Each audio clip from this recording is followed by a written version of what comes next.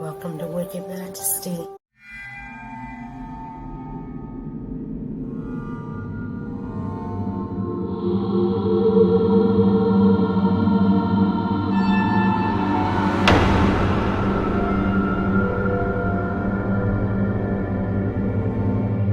We often judge a book by its cover, but what if the face that stares at us is a mask that hides sinister secrets? Picture yourself an ordinary person whose life takes a terrifying turn. Your world turns upside down as the spirit reveals its true intentions: to torment, possess, and destiny. The spirit wears the deceptive mask, hiding behind the innocent faces of those you trust the most. Determined to survive, you delve into the mysteries of the spirit's origin, risking everything to break free from its clutches. That's what our protagonist goes through in tonight's story, What's Behind That Face. Prepare yourselves for a chilling tale of a fight for one's soul. Tonight's story is narrated by The Scary Show. He's a fellow horror YouTuber, and his stories are amazing. So I encourage you to check out his channel. The link is posted in the description box down below. Also, if you are a horror fan and you've enjoyed tonight's video, then definitely become a Wicked Majesty subscriber by hitting that subscribe button and ringing that notification bell so you can stay up to date on new videos and other content I'll have posted up here on the Wicked Majesty channel.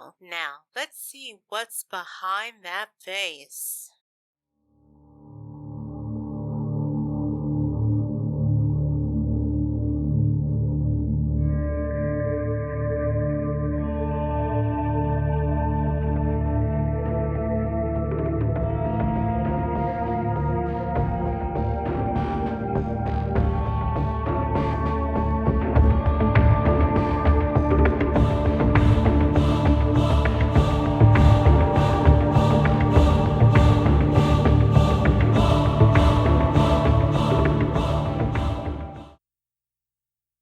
He was known to be the best driving Samaritan. He had been awarded by the community for his kind gestures and ethics while driving his customers. But last month, I was astonished to see him driving off extremely fast. He usually picks up hitchhikers on a short snack run. I saw him making the error of breaching the Sebastian County safety rules by approaching a young woman who was strolling alone in the cold rain. At first, I had every intention of driving past her, like anyone would.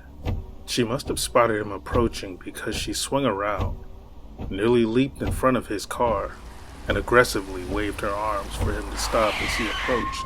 He braked hard to stop. She raced up to the driver's window and started talking about how her cell phone had died and that she was still 6 miles out of town. Her face was obscured by a mask, a large hat, and thick glasses, so he couldn't tell if she was serious.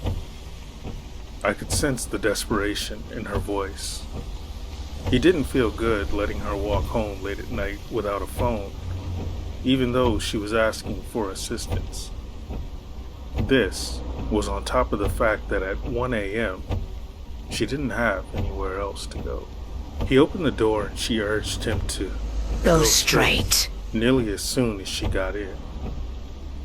I already turned on the I Spy app on my iPhone, so I could hack into the driver's car and hear their conversation. He tried his best to strike up a discussion with the woman as he drove, but strangely, he never received a response. This made me even more curious and anxious to follow this dude to ensure his safety. I'd prefer to go home, was the only response he'd heard. Please, help me in returning home. I eventually gave up completely, now in a confusion because my GPS started to break down and the Wi-Fi kept disconnecting. I heard him slightly inquire whether he was meant to be turning into Garrison Road after about 10 minutes of driving straight, but was answered with silence. He shifted his gaze to the woman for a brief while, intending to repeat his query, but instead slammed on the brakes. As soon as he saw her, all of the objects that had been concealing her face had been removed, revealing a perfectly smooth surface. The small rise and fall of veiny flesh where her mouth would have been, almost as if it was simulating breathing, was the sole clue at some resemblance to a face. I, on the other hand, instinctively placed the car in park and started to exit. But I saw a big hand clamping around his arm and holding him in place before he could even grab the handle. I was on the verge of having a panic attack when she lifted a gnarled finger to non-existent lips and said, "Shh." Her voice had taken on a lot more gravelly tone when she talked, and the pressure from her vice hold caused him to respect every word she said. You are not going anywhere. She expressed herself. You have to drive. You don't have a choice anymore. I had goosebumps as I heard this conversation through my iPhone. I made sure that the headlights of my car were turned off and that I didn't make any noise. The poor guy didn't say anything when she let go of her hold. He didn't say anything about the apparent bruises on his arm, since I could see he was afraid she'd react badly if he said a single word. I just sighed and shifted into drive and continued to follow his car slowly.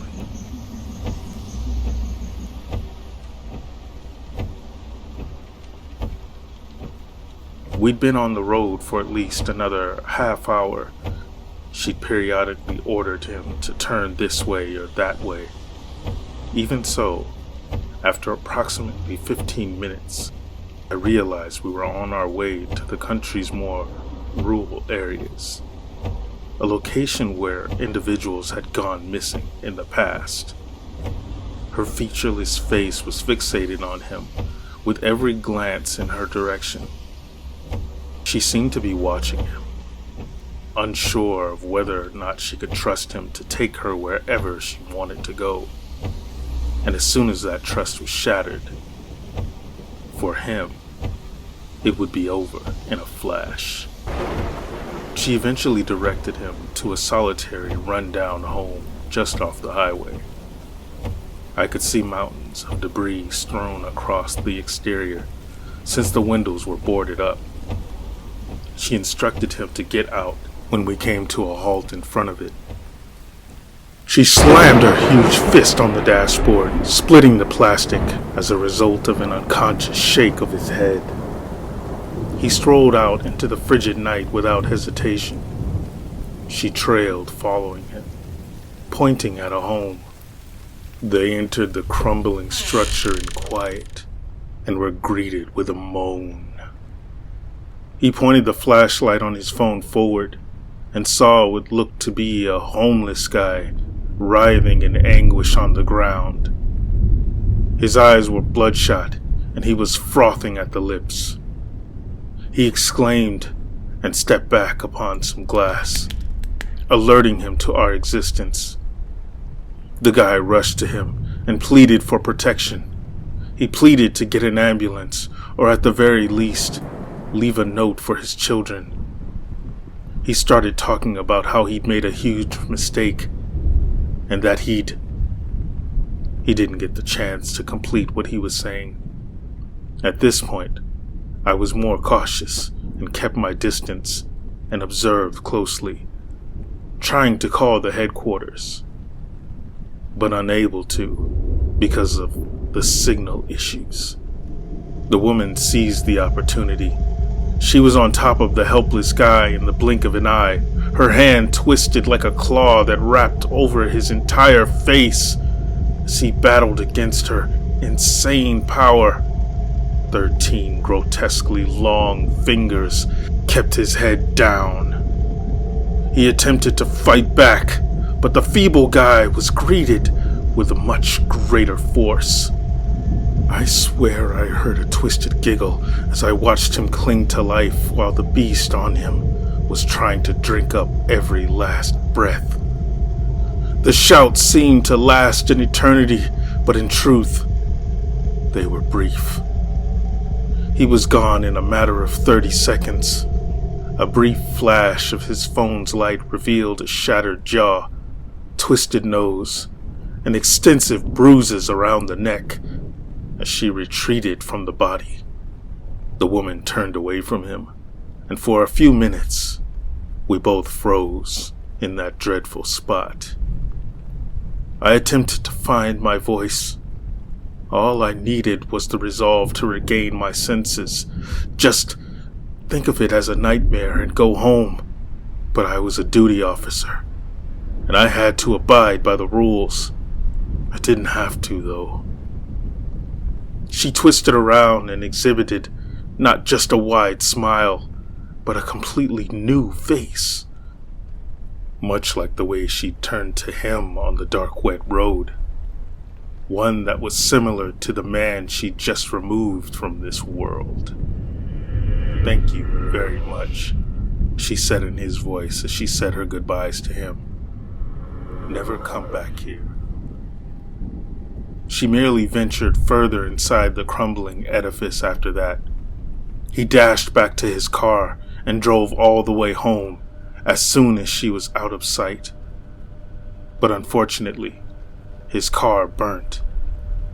He was burnt alive that day.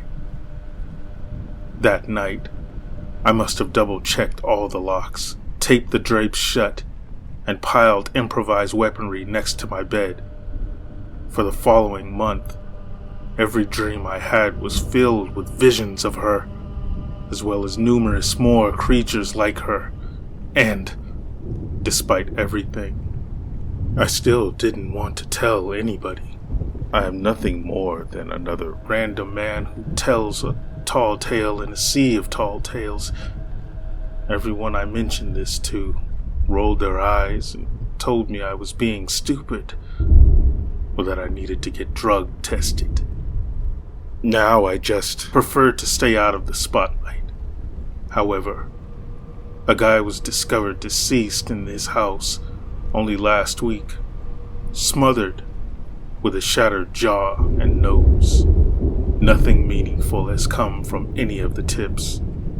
The only lead the cops have is a shaky video of a young man described as featureless being dropped off near the house. Surprisingly, I just saw a post on one of those community apps last night, claiming that someone in the vicinity had seen the slain man strolling the streets. It was revealed to be a young fellow who had a striking resemblance to him. After hearing that tale, I believe I'm less insane for going public with this. I'm very sorry for allowing the death of these men. It all turned out to be a disaster. That is something I can never forgive myself for. I'm not sure what you were dealing with, but you deserve so much more. And to the rest of the world, if you ever find yourself in a position where someone is attempting to hitchhike with you, please continue driving.